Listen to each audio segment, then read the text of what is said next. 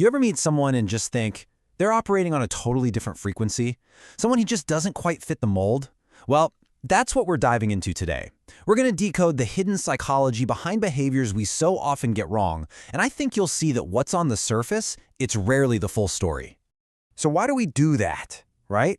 Why do we see a quiet person and our brain immediately jumps to antisocial?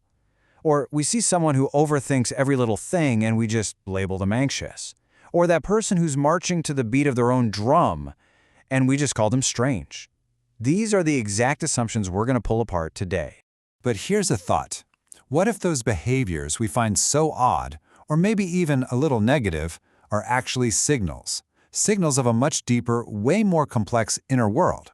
The thing is, psychology shows us that behind a lot of these misunderstood traits, there's a hidden logic, a reason that's buried deep in how a person's brain is wired. And that really gets to the heart of it, doesn't it? This whole idea of perception versus reality. What if that person you think is being aloof is actually just processing the world on a level you can't see? What if the person who seems a little difficult is actually showing a sign of some rare intelligence? Okay, let's start this journey from misunderstanding to, hopefully, some real insight. So, let's kick things off with one of the biggest ones, intelligence. We all kind of have this idea that having a super high IQ would make life a breeze, right? But the psychology tells a very different story. It often creates this unique set of internal struggles that are completely invisible from the outside. And this is where it gets really interesting. The common view is that being smarter solves all your problems. But the psychological reality? For a lot of these folks, their brain is processing so much, so differently, that it can leave them feeling constantly drained, disconnected, and just overwhelmed, even when their life looks perfect on the outside. It's not a flaw, you see. It's kind of the cost of that depth. So what does that struggle actually look like day to day? Well, for one, there's the chronic overthinking. Their minds just don't have an off switch. They're analyzing everything all the time. Then they get bored way faster. Simple, repetitive stuff is like mental torture because their brains are craving complexity. And all of this can lead to feeling really isolated, not because they don't like people, but because it's so hard to find that deep mental connection they're looking for.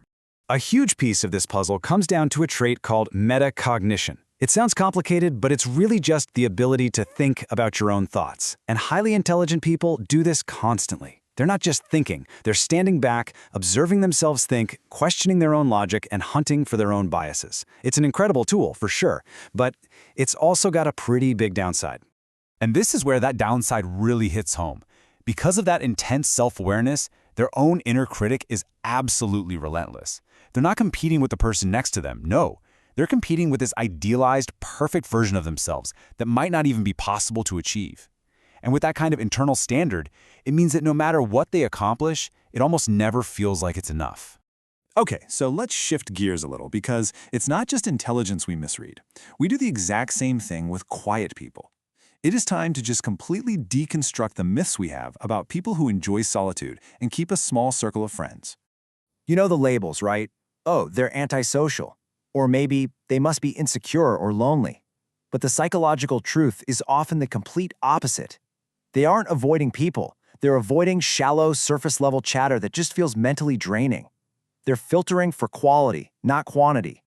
And that means having only a few friends isn't a sign of social failure at all. It can mean their brain just needs more time to recharge after being social. It often means they've become really self-sufficient and don't need constant social validation to feel okay. And honestly, it usually means they have a rich inner world that's way more interesting to them than small talk. So, this is the big mental switch we need to make. For a lot of people, spending time alone isn't a sad retreat from the world. It's a necessary step to actually connect with their own thoughts. It's not about being lonely, it's about finding the mental space they need to think deeply and to recharge their batteries. Now, sometimes the behaviors we see in adults, they aren't just about personality or how their brain is wired. Sometimes they're deep, deep-seated survival strategies that were learned in childhood, often without the person ever consciously realizing it. There's actually a psychological term for this, and it's called parentification. This is basically when a child is forced to be the adult in the room. They have to manage grown-up emotions or take on responsibilities that are just way beyond their years. So they learn, really early on, how to be the responsible one, the calm one, the one who takes care of everything. And that adaptation, it doesn't just disappear when they grow up.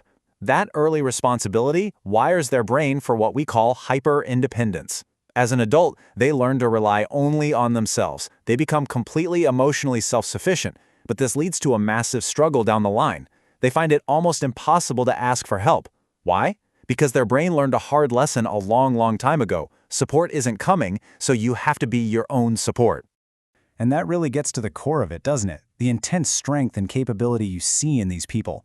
It wasn't a choice they made to get ahead in life. It was a shield they had to build because there was no other option. It's a quiet strength, forged in moments that nobody else ever saw.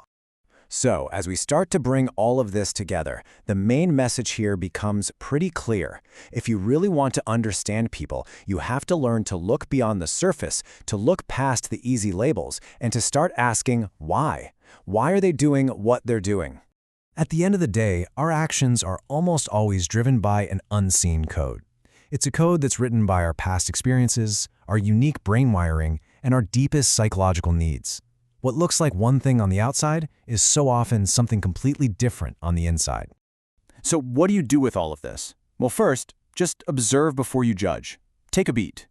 Realize that what seems weird on the surface might just be a sign of a really deep, complex mind at work.